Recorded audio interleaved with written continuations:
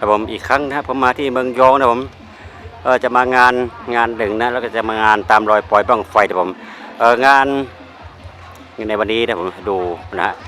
อุโบสถหลังนี้นะถ้าใครจำได้ผมเคยมาถ่ายทำหลายครั้งนะเดี๋ยวนี้เขาจะมีการฉลองอุโบสถใหม่นะผมใหม่ซิงนะฮะเรื่องราวทางเมืองยองนะการวิถีวัฒนธรรมการทำบุญอะไรต่างๆวันนี้ผมพามาดูก่อนนะแล้วเขาจะมีงานด้วยงานฉลองหยาดน้ำถวายตาลพระอุโบสถใหม่นะผม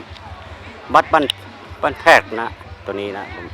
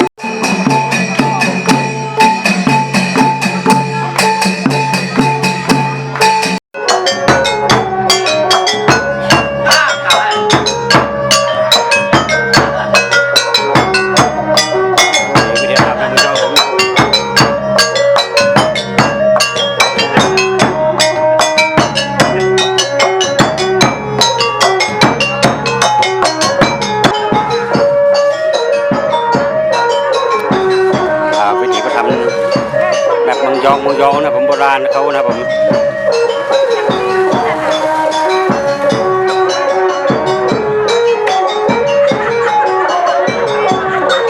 ใจโยหาหรือไรเป็นปัจจัยไรใครจากกิเลสสามีจันโทเปเกนหายาไรกัดนิกาเตดีเดียงสีเตจากกุสานาพุทธิสันตาราสีอันมีนามีมาปุณาสาธาชนกันน้อมเข้ามาเปิดพิมตันถึงใน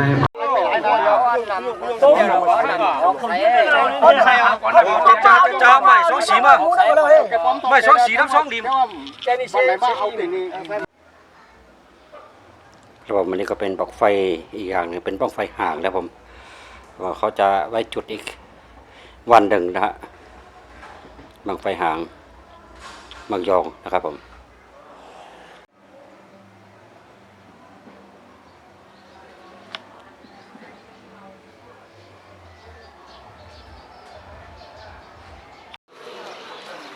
แล้วก็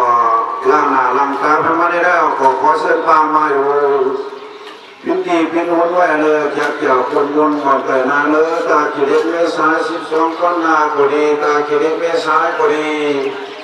เป็นคนเมืองพญาตาขีดที่ไหนก็ดีในหลังแต่เขาสอนเส้นปางมาดีพังเป็นครับผมมาดูวิธีการทำบุญแบบเทเลอร์เมืองยองนะผมเขามีงานเรียกว่าฉลองอุโบสถใหม่นะวันนี้เขาจะทำบุญกันใหญ่นะผมที่เมืองยองนะ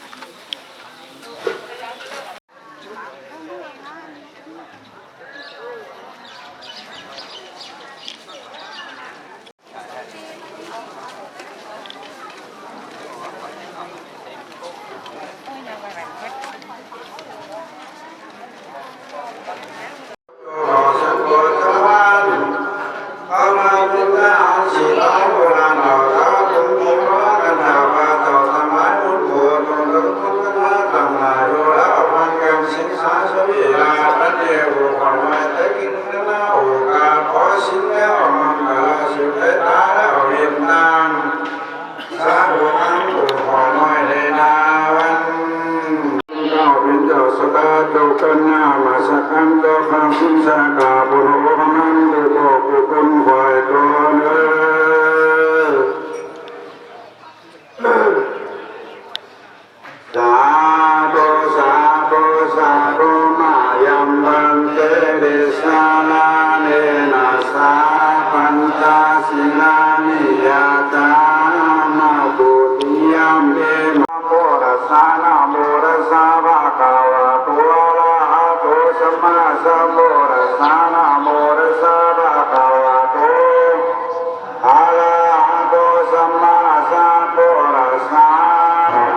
สรณังกัจฉา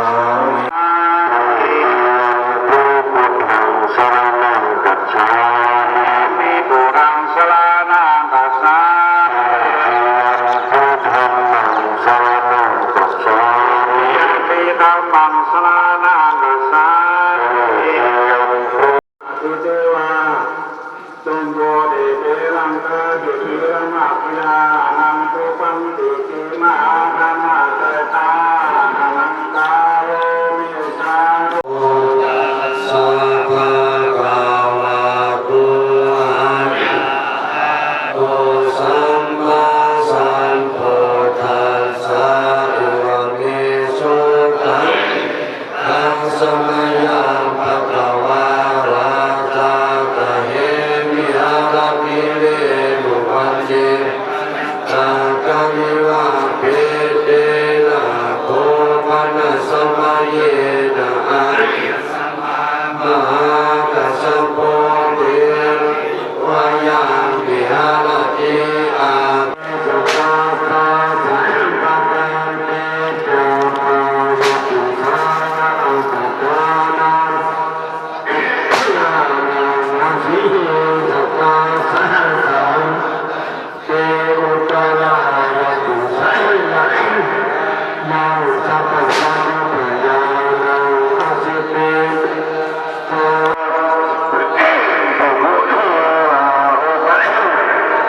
อุปาสิกาวานาสัพพะโตสัพพุติวาปิชโตวาปิชติวายาโควาเทวานาโควานาเทวาสุวรรณวาเทวาลัมมาอุทิกตายุวันสุขะปะละสักกาวติเราสุขะปะโลอารันตังสายุวันสุขะปะละสัพพสิทธิวิสักการะนังอายุวันสุขะปะละสัพพะโลกติปัตติยานัสสิลิอายุวันสุขะปะละสัพพะโลกัจจานิยานังอายุวันนังสุขังปะลังอิเตนะสีนะจัตเตนะอายุวันเตนะสุเกเตนะสัจจวัตเลนะตุมากังสุวัติพยานามุปุตตะสานามุตตะมัสสะอัสสะสยติตังโหจุตตะละสัพพะโลกาภิปัตติยานัสสิสัตตาโลกาจานิยานัสสิริสัตตายุวันนัสุขะปะลังอิเตนะสีนะยุวันเนสุเทนะปะเนนะอิเตจาเนนะปุมากัสสวะติโอโตปุมากัสสะยัตตะโมกุตัสสะนาติอัสสมิกะโกนะโกโกมิสิกามังสัมปติปินัสสะสุขะลังมหิสายะกาลกัสสะปิลานาปยโตวันวานานาอุปัตตวะโตอะระหังกนะโตปะนิธานาโตปะทานสากัตถะสัพพะผมยอมเป็นเก้าปะโกโกขันธังนิติวโนวัดปฏิโลมเก่ารุ่งยอมเป็นพันกล่าวอาวาสภายในมานีอาสมิโปเกียวอากาศธรรมวารุมอัดเล็ดของเขาแหลมจีรศิลป์เจ้าจุดตุนุนเป็นวากมานีนายสัญญงสนามมิเล่าของเขาเล็ดดาวแหลมตัวเชื่อเขาเกียรติองค์ภากาปูพระกาอาคาสุสานเต็มไม้ภายเนื้อมันเล็ดทางมูลกับคุณประธานมิเล่าเจ้าสลาลงว่าพระที่เกียรติโตเมื่อถึงยาวโปรดสายน้องคงตาลองหนองมาน้องขาดคันโยธามันสิ่งที่นำสิ่งที่ไปตึ๊บหลังคุณโปรดก็จะถุงไปดอกข้ามสุดไปดอกเขาตายออกมาแปะตายไรกว่าจอปะตาตันตุงมองที่อุปสรรคแต่พยามานก็ลองเหตุที่แก่พอเรื่องพบอยู่ด้วยการเที่ยวตะวันไม่ไหวเลยตาลูกที่เดินตายบุญและงานพระเกิด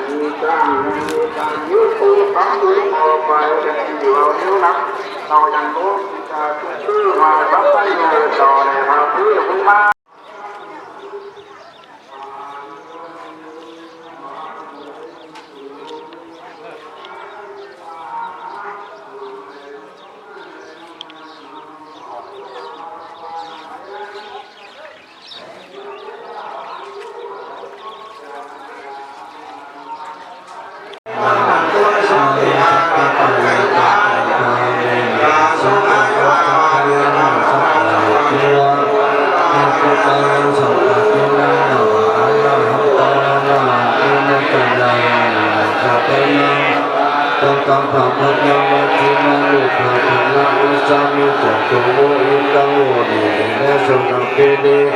ขอตัวเป็นปีนับจากที่เราจะได้รับการสาธุเป็นสังเกาสังโฆจารุจงสิจงขอจะสมบูรณ์หน่อยสมาธิสังโฆสังโฆสังฆมิสังฆสมบูรณ์เราไปเลยจะพระสังฆ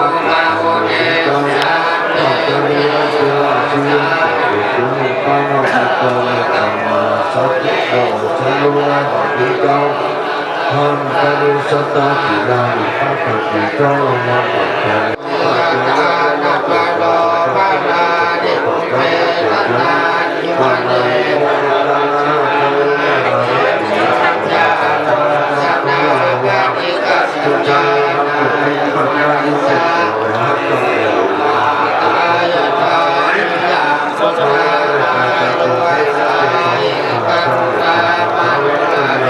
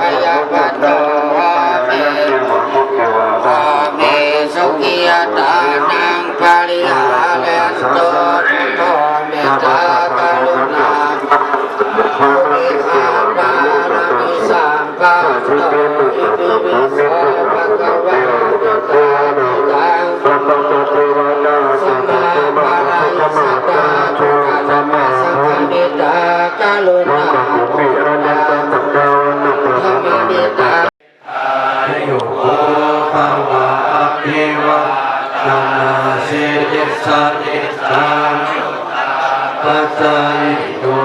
จัตตาโลมาวัฏันเจอายุสุขังปะภวันตุสัพพะมังคลังลังคังสัพพะเทวตาสัพพะพุทธะเวนัสสตาโสทิภวันตุเต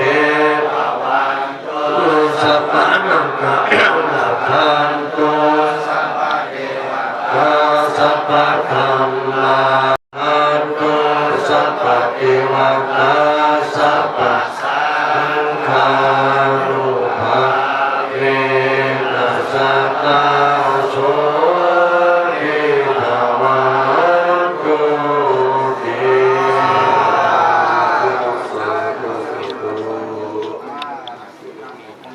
มาสัมเภแก้มเกเรื่องเบิ่งใสเรื่องอ่อนก่อนเกเรื่องเบาอีในเบาพอดีเสว่าเบามีสามีพอแก้วอากาศธรรมโมมาเป็นเก้าสามเบาหนังจักดีย้อนปามีสามีพอแก้วอากาศธรรมโมไหลเตอพอสร้างตาบังใสเงินคำมีเต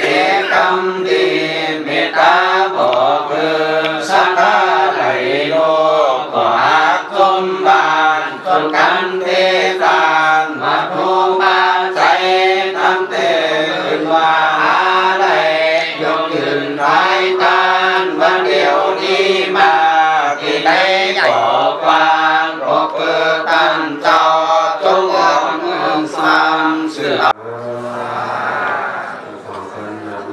ตังได้มันทุกผู้ทุกคนเอตังเมตังนาคัมมังนิพพานาปัจจายโยภูเรนิจังเมตังเวสีรังคัมมังนิพพานาปัจจายโยภูเรนิจังเมตังเวภาวังนาคัมมังจัตตารโอธรรมาวัฏันติอายุวันโน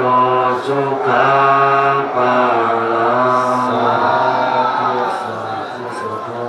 ปังกันลังตาสิงเดโกจิตติตุสาธุ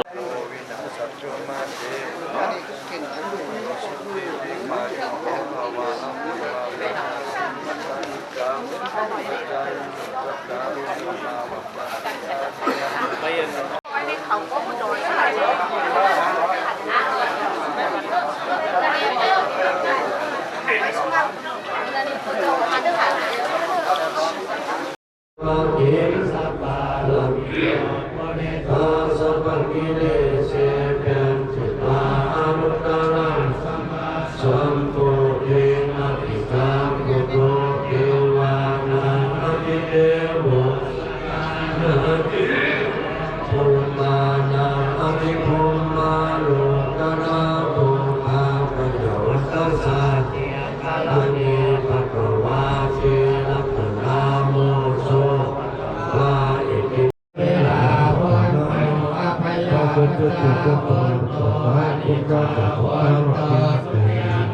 นังพยายันตุสัพเพมิตาโนสัพเพอมิตาโนสัพเพมัสสตาโนปุณโภอนุโมทันโตนันโตพระโมสัมมาสัพเพมิตาโนสัพเพอมิตาโนสัพเพสัมพุทธโนปุจจโตอนุโมทันโตขันธ์โตพระมุตตมัง